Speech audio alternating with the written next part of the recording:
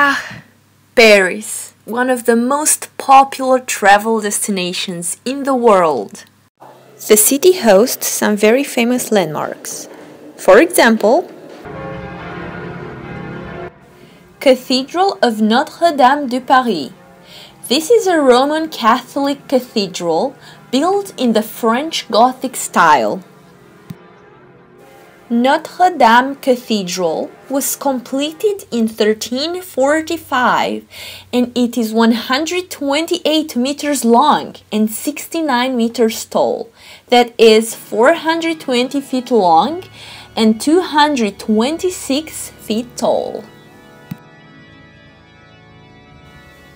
It is one of the largest and most famous church buildings in the world, and it is considered one of the finest examples of French Gothic architecture. Centre Georges Pompidou, or shortly Pompidou Center, was built between 1971 and 1977 in high-tech design style.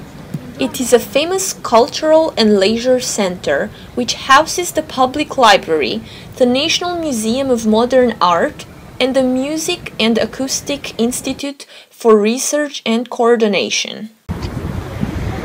Here we are at the Louvre Museum, an art museum and a historic site in Paris. Its French name is Musée du Louvre, and it was established in 1792. It is one of the largest museums in the world and the place where you can see Leonardo da Vinci's famous painting Mona Lisa. The museum is housed by the Louvre Palace. The construction suffered modifications over the years and it had different purposes, but in 1682 King Louis IV decided to use the palace as a gallery where to expose the royal art collection. Famous leaders of the country contributed to the collection, which grew from 537 paintings in 1793 when the Louvre Museum was opened, to the actual number of art pieces it hosts today. This is a great spot for pictures. Keep trying until you're satisfied with the result. Another famous French museum is Orsay, which is located on the left bank of the Seine River. Orsay Museum was established in 1986 and it is housed by Gare d'Orsay, built between 1898 and 1900. Yes, the building was initially a railway station, but you'll see, it does not look like the common type of station. It was a Beaux-Arts station, which represent the neoclassical architectural style taught at the School of Beaux-Arts, meaning beautiful arts, in Paris. Walk from the Orsay Museum to the Eiffel Tower to pass through Place de la Concorde and see the obelisk. On your way, you will also see Musée d'Orangerie, and you can stop to visit it. It may be pointless to say that this is the Eiffel Tower, as many of you probably already recognized it.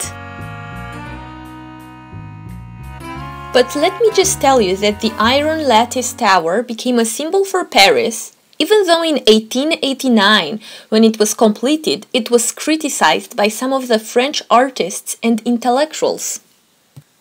It was built to celebrate the 100 years since the French Revolution, and it was named after the engineer whose company built the tower, Alexandre Gustave Eiffel.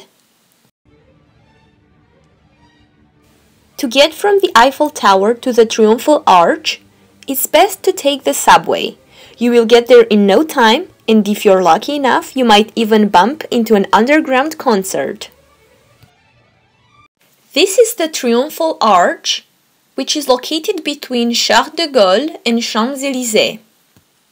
The arch was built in the honor of those who fought in the French Revolutionary, a series of battles which resulted from the French Revolution and in the Napoleonic Wars.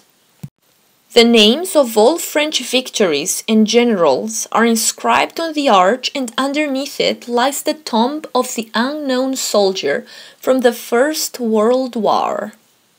Sacré-Cœur, or in English, Basilica of the Sacred Heart of Jesus, is a Roman Catholic church completed in 1914. It is 83 meters tall, or 272 feet, and it was built from travertine stone in the Romano-Byzantine architectural style. The basilica is located at the summit of the Montmartre Mount, the highest point in Paris. Montmartre is a 130 meters high hill in Paris, and in my opinion, is the most romantic place in the city. Even though it is hard to choose a most romantic place in a city where everything is romantic.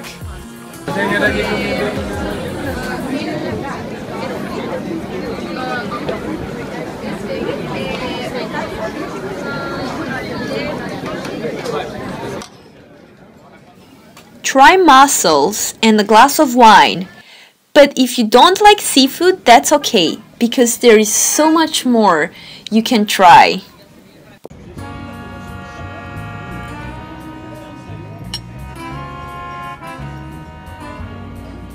Quiche Lorraine and chèvre salad are other great dishes to try in Paris. For more information and for tips on how to avoid the queues, visit my blog irinacristache.wordpress.com and subscribe to get a delicious recipe and to get the best travel tips at your fingertips.